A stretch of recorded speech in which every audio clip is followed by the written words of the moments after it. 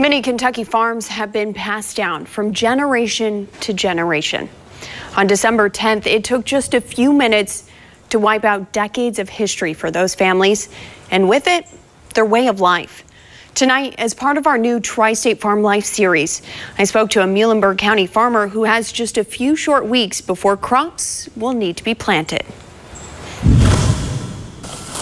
It's not only our home, but it's our business, and that's a double whammy. Tim Hendrick's family has been farming this acreage for 3 generations, but their agricultural roots go back much further than that, and their hilltop property took a direct hit.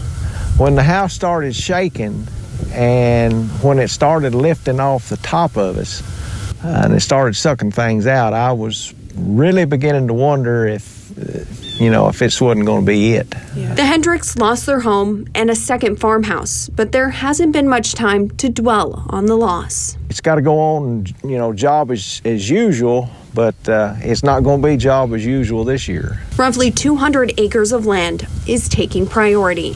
Especially the cornstalk fields, you can't see how much residue and debris is there until you get right on top of it. That debris could damage farm equipment, which could stall the planting process for days while new parts are shipped. You almost have to comb every foot. Another major issue that farmers are dealing with is the replacement or repair of equipment that was mangled by the tornado and needs to be used right away.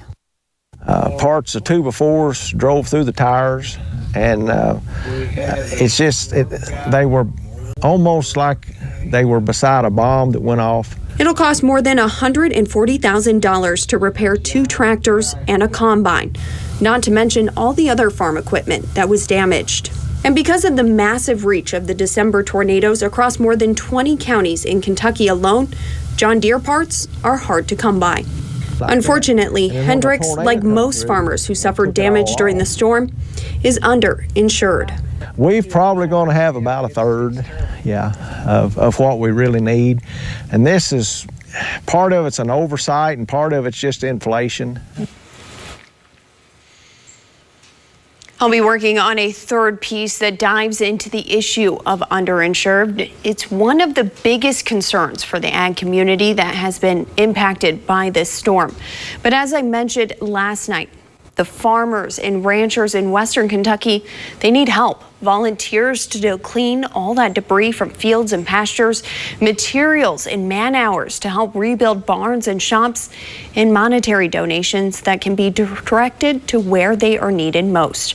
All of that information on how you can help uplift the ag community in Western Kentucky is on our website at WEVV.com.